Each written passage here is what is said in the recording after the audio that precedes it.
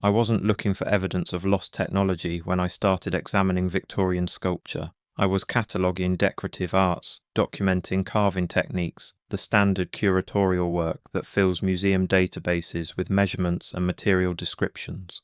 Stone, marble, granite, hard, permanent, unchanging. But then I found a photograph from an estate liquidation in Prague, a stone ribbon, not carved to suggest fabric, not chiseled to create the illusion of softness, an actual ribbon, flowing, twisted, draped around a column with physics that stone shouldn't obey. I zoomed in on the high-resolution scan. The folds had depth that went beyond surface carving. The twist showed torsion, the kind of helical stress you see in fabric wrung like a towel, not stone shaped with a chisel. And that's when I started finding them everywhere. Stone curtains that pulled at the base of windows, stone ropes coiled with tension visible in every fibre, stone lace so delicate it created shadows through its own perforations. These weren't representations of soft materials, they were soft materials that had become stone. And the moment you see it, the official explanation that sculptors simply possessed exceptional skill stops making sense. The Victoria and Albert Museum in London houses a marble fireplace surround created in 1862. The piece features what the catalogue describes as intricately carved decorative swags. I examined this fireplace during a research fellowship in 2019. The swags are stone fabric, not representations, not symbolic, actual fabric that has somehow transitioned to marble while maintaining every characteristic of cloth. The weave pattern is visible under magnification. Individual threads can be distinguished. The drape shows gravitational pull, with heavier folds gathering at the bottom exactly as fabric behaves when suspended. There are wrinkles, the kind created by compression when fabric is gathered, that exist not on the surface but within the material itself, visible through translucent sections. I asked the senior curator, Dr. Margaret Ashford, how Victorian sculptors achieved this effect. She used the word masterful 3 times in 2 minutes. She mentioned painstaking technique and years of practice. She never explained the actual process. So I asked specifically what tools would create the internal weave structure visible through the translucent sections. She paused, then said, "The catalogue doesn't specify the exact methodology." That answer, or non-answer, sent me down a path that would consume the next 3 years of my research. Because it's not just one fireplace, it's thousands of architectural elements across Europe, Russia, India, and the Americas, all created in a narrow window between 1750 and 1890, all exhibiting the same impossible characteristics, and all officially explained as exceptional carving skill without anyone demonstrating how that skill actually worked. The pattern was too consistent to ignore. Stone drapery that created translucent shadows, stone rope with individual fibre separation, stone chains with links that move freely despite being continuous stone, stone fabric with hems, stitching, and buttonholes. These weren't decorative choices, they were engineering choices, and they required a process we no longer possess. Let me show you what I mean by impossible. The Cathedral of St. Petersburg contains a marble altar cloth carved, according to official records, in 1835 by sculptor Mikhail Kozlovsky. The cloth drapes over the altar with folds so delicate that backlighting from the cathedral's windows creates translucency. I obtained permission to measure the thinnest sections using non-contact laser scanning. The results? 0.8 millimeters at the edge of one fold, less than 1 millimeter, thinner than most paper, marble. Marble, when carved, fractures at approximately 3 millimeters thickness depending on grain structure and the presence of natural flaws. Below that threshold, the material fails. It doesn't chip cleanly, it shatters into fragments.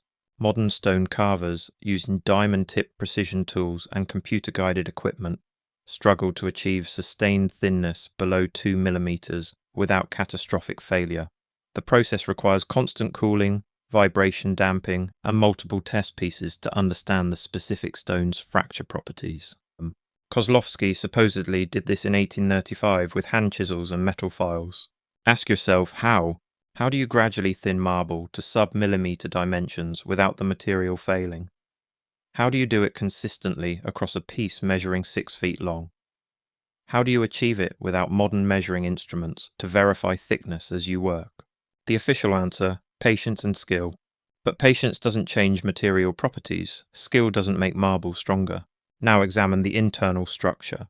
The Hermitage Museum in St. Petersburg contains a piece catalogued as decorative stone panel with fabric motif, dated 1788. The panel shows gathered fabric with visible weave structure. But here's what makes it impossible. The weave continues into the material. When you carve stone to look like fabric, you create surface texture. You replicate the visual appearance. But this panel, when examined under raking light at acute angles, shows the weave pattern continuing beneath the surface, visible through translucent sections, suggesting the structure exists within the stone matrix itself. I consulted with Dr. Heinrich Bauer, a specialist in historical stone carving at the University of Vienna. I showed him detailed photographs. His response: if I didn't know this was catalogued as 18th century, I would assume it was cast or moulded, not carved. The internal consistency of the pattern suggests the entire piece was formed while in a plastic state. Cast stone technology didn't exist in 1788, not for decorative applications, not with this level of detail. So how was it made? Let me take you to the Palace of Versailles.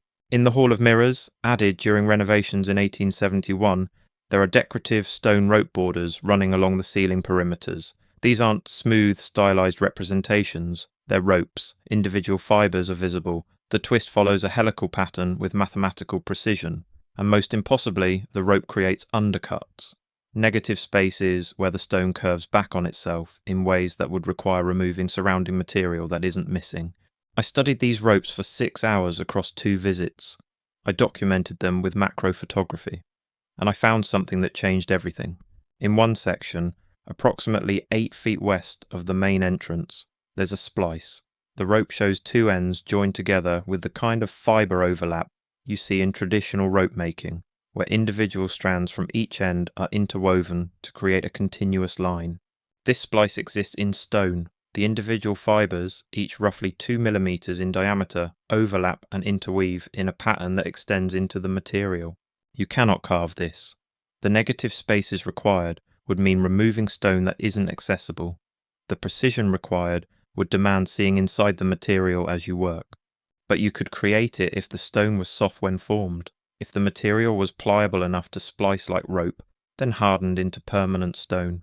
The Peterhof Palace outside St. Petersburg contains stone chains, not decorative elements suggesting chains, actual chains with links that move.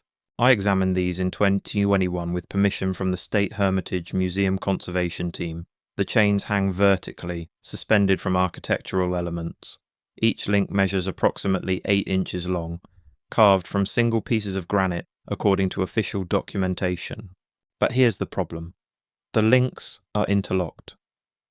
Each one passes through the previous link in a closed loop. There are no seams, no join marks, no evidence of cutting and reconnecting. The official explanation: the sculptor carved each link around the previous one, working inside the closed space with specialized curved tools. I asked conservator Dmitry Volkov to show me the tool marks that would indicate this process. He admitted under magnification no conventional carving marks are visible. Instead, the surface shows compression patterns more consistent with moulding than cutting. Perhaps the tools were exceptionally fine, he suggested. But tool marks don't disappear because the tool is fine. They become finer. The evidence of the cutting process remains, unless there was no cutting process, unless the stone was formed while soft, shaped like clay, then hardened into granite. Let me show you the most extreme example. The Milan Cathedral, specifically the spire sections added between 1860 and 1880, features stone lacework of impossible delicacy, not surface carvings suggesting lace. Actual lace patterns rendered in marble, with perforations, overlapping layers, and structural integrity that defies material science. The sections are 3-dimensional. Light passes completely through the perforations.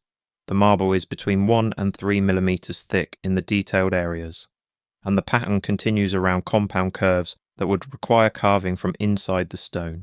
I contacted Professor Isabella Romano at the Politecnico di Milano, a specialist in historical architecture. I asked if her team had ever analysed how these sections were created. Her response was telling. We've documented them extensively, we've measured them, we've photographed them. We've never attempted to replicate them because we know we'd fail. The historical record says they were carved. The physical evidence suggests that's impossible. We maintain the contradiction in our documentation without resolving it. Academic honesty admitting to an unexplainable contradiction. The lacework shouldn't exist. It can't exist through carving. The material wouldn't support it. The precision couldn't be achieved. The negative spaces couldn't be accessed. But it exists, which means the process wasn't carving. This is where the official narrative wants you to stop asking questions. But I found something they didn't completely erase. In the British Library's restricted collections, there's a manuscript dated 1743, part of the Library of Natural Philosophy, formerly owned by Robert Boyle. The manuscript, written in Latin with margin notes in English, is titled De Petra Mollificatione, on the softening of stone. The text describes a process using what it calls vitriol of Venus, copper sulfate, salt of tartar, potassium carbonate, and an extract from what the translation calls the herb that grows on limestone in shadow. The process involves preparing the stone surface, applying the compound, allowing penetration, then working the material while it remains plastic and obedient. The manuscript claims the effect lasts between 4 and 14 hours depending on stone composition, after which the material returns to its natural hardness, retaining the form imposed upon it. I found 3 similar manuscripts across European archives, one in the Bibliothèque Nationale de France, dated 1681, one in the Austrian National Library, dated 1758, one in the Royal Society Archives in London, dated 1789. All describe variations of the same process. All claim temporary stone plasticity. All were filed under alchemy or natural philosophy and dismissed as pre-scientific superstition. But what if they weren't superstition? What if they were technical manuals? Here's what makes the silence deliberate. Modern conservation requires extensive material analysis. Museums routinely scan, test, and document the chemical composition of artifacts. X-ray fluorescence, Raman spectroscopy, scanning electron microscopy. The tools exist to detect any chemical treatment applied to stone. I submitted Freedom of Information requests to 6 major European museums asking for chemical analysis data on stone drapery pieces in their collections. 3 institutions claim no such analysis had been performed. 2 provided surface-level scans showing only expected marble composition. 1, the Victoria and Albert Museum, provided a report from 1987 that noted trace chemical anomalies in subsurface layers inconsistent with natural marble formation, but offered no follow-up studies. Trace chemical anomalies in 1987, no follow-up in 37 years. I contacted the lead researcher from that 1987 study, Dr. Robert Finch, now retired. He agreed to speak off the record. We found something, he said, copper compounds and potassium salts embedded in the crystal matrix at depth. Not surface contamination, integrated into the stone structure as if present during formation or reformation. I proposed further testing. I was told the funding wasn't available. Then I was reassigned to other projects. The samples disappeared from storage during a routine archive reorganization. The samples disappeared.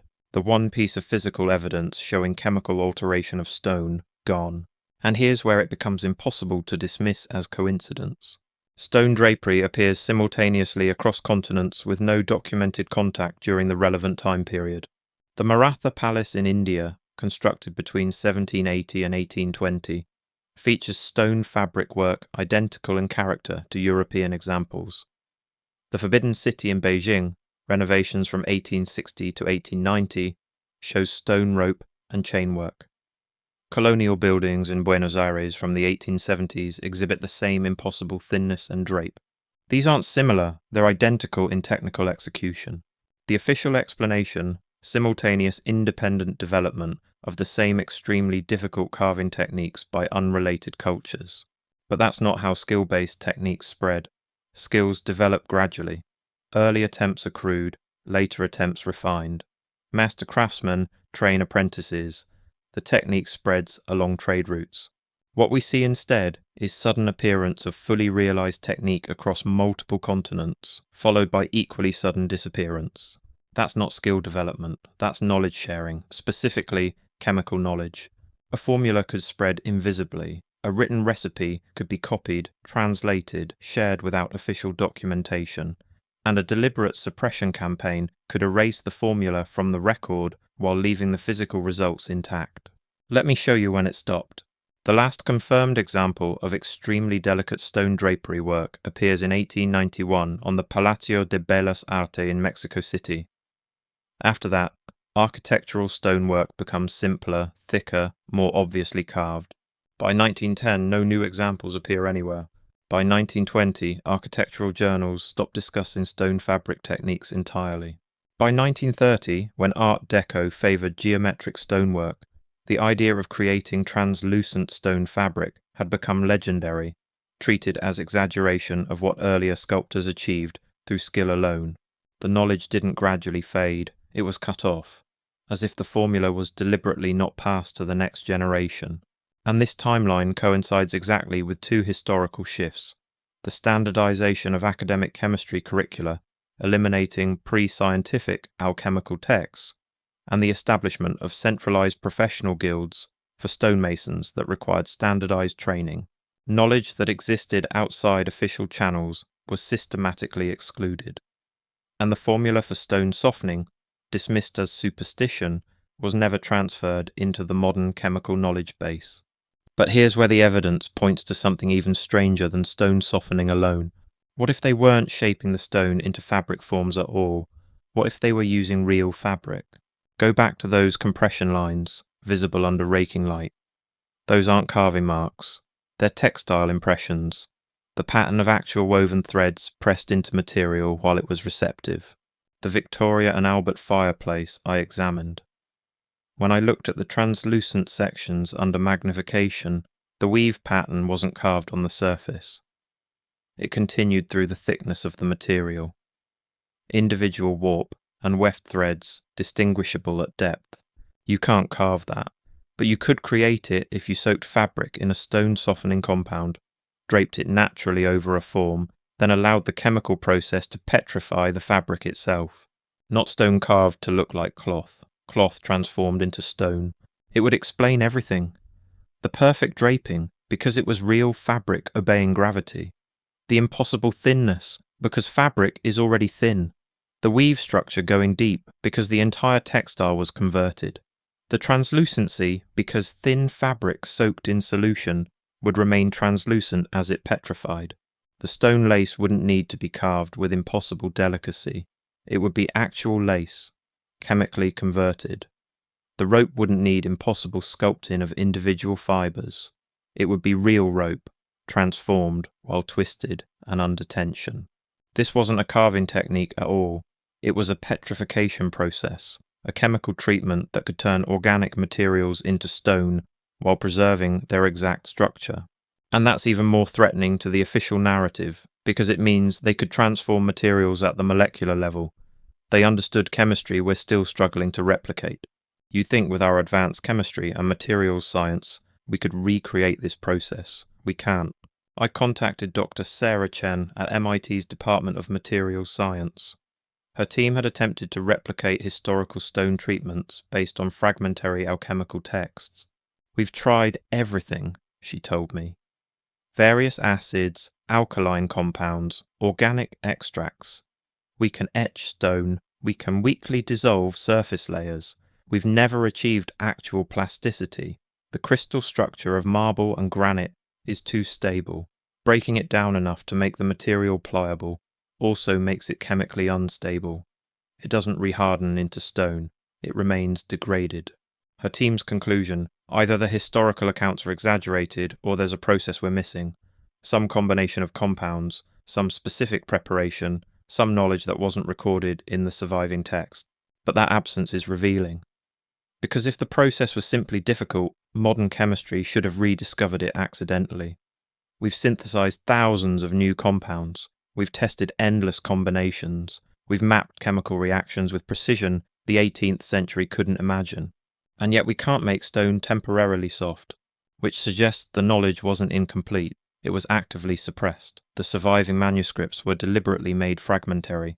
The crucial steps were removed. The transition from widespread stone softening to complete absence happens in a single generation, and it happens during a very specific period of institutional reorganization. Between 1880 and 1920, European universities restructured their science departments. Alchemy was formally separated from chemistry. Natural philosophy became physics. The pre-scientific texts were moved from active libraries to rare book collections. This wasn't simply academic progress. It was deliberate categorization that made certain knowledge inaccessible. I found records of this transition at the University of Leipzig. In 1887, Professor Karl von Reinhardt published a catalogue of the university's chemistry library. It included 47 texts on mineral transformation and temporary plasticity. In 1891, the library was reorganized under new department head Professor Wilhelm Ostwald. His new catalogue listed 12 texts on historical metallurgy and mineral studies. The stone plasticity texts were moved to archive storage, limited access. By 1905, those texts were no longer listed in any catalogue. I submitted a request to examine the archive storage materials. The university responded that much of the pre-1900 archive was lost during World War II. The same pattern repeats across Europe. Libraries reorganized, collections reclassified, texts moved to restricted access, then gradually disappeared. And with the texts went the knowledge. The stonemasons who knew the process were aging out. Their guilds were being replaced by standardized trade schools that taught approved methods. The formula, if it was still being used, was becoming proprietary, secret, held by fewer and fewer craftsmen. And then those craftsmen stopped taking apprentices who would learn it. By 1920, the knowledge was functionally extinct, and the buildings, the sculptures, the impossible stone fabric became unexplainable relics of a capability we'd deliberately forgotten. When you assemble the complete picture, the physical evidence, the alchemical text, the chemical anomalies, the systematic suppression of records, the global distribution pattern, the precise timeline of disappearance, you're left with an unavoidable conclusion. Stone softening technology existed, it was real, it was practiced across multiple continents, and it was deliberately erased from the historical record, not through dramatic conspiracy, but through institutional gatekeeping. Universities decided what counted as legitimate science. Professional guilds decided what counted as legitimate craft. And knowledge that didn't fit the new categorizations was excluded, archived, and ultimately lost. But why? Why would a technology that produced objectively superior architectural elements be deliberately suppressed? Consider what stone softening implies. If you can temporarily alter the crystal structure of stone, making it plastic and reformable, you're demonstrating a level of chemical knowledge that supposedly didn't exist in the 18th and 19th centuries. You're showing that pre-scientific alchemical traditions possessed real functional capabilities. And that creates a narrative problem. The story of scientific progress is linear. Alchemy was primitive superstition. Chemistry is modern science. We advance from ignorance to knowledge. But if alchemists could do something modern, chemistry can't replicate. That narrative collapses. It suggests knowledge was lost, not gained. It suggests the old world possessed capabilities we've failed to preserve. And for institutions built on the premise that we're more advanced than our ancestors, that's an unacceptable conclusion. So the evidence was categorized away, the texts were archived, the techniques were dismissed as exaggerated skill, and the physical impossibilities were simply not discussed. The buildings remain, the sculptures remain. The stone fabric that shouldn't exist is still there in museums and cathedrals across the world. But we've agreed, collectively, institutionally, not to ask how it was made. Because asking that question leads to others. What else did the old world know? What other technologies have we lost? What other capabilities were suppressed because they didn't fit the narrative of linear progress? And most critically, if they could soften stone, what else could they do? I can't give you the formula. The surviving manuscripts are fragmentary, deliberately incomplete, missing the crucial steps that would make replication possible. But I can show you the evidence, the stone fabric that exists in defiance of material science, the chemical anomalies detected, then buried, the alchemical text describing processes we dismiss as impossible, the timeline showing simultaneous global practice followed by coordinated disappearance. The conclusions you draw are yours. But remember this. Next time you visit a museum or historic building, look at the stonework. Really look at it. Notice the fabric that drapes too naturally, the rope that twists too perfectly, the lace that's too delicate to exist. And ask yourself how. How did they achieve this without the process we've been told doesn't exist? How does the official explanation of exceptional skill account for material impossibilities? How did this capability spread globally, then vanish completely, without leaving a single complete technical record? The stone remembers what we've been told to forget. Every impossible fold, every translucent drape, every chain with interlocked links carved from single pieces, they're all evidence of a technology we possessed and lost. Or didn't lose, hid. Because if stone softening was real, what else in the pre-scientific text was real? What other alchemical processes worked? What other transformations were possible? The buildings won't tell you, they're silent witnesses, but they're witnesses nonetheless. Look at the stone fabric. Touch it if they let you. Feel the weave pattern moulded into material that should be solid and unchanging. And know that someone, sometime, knew how to make stone soft as cloth. They knew the formula, they practiced the technique, they created beauty that we can observe but not replicate. Then that knowledge was deliberately erased from the record, categorized as superstition, archived into inaccessibility. But the stone remains, impossible, unexplained, waiting for us to remember what we have agreed to forget. What else are we forgetting? What else have they categorized away? The stone knows, and it's not telling. Unless you know how to ask.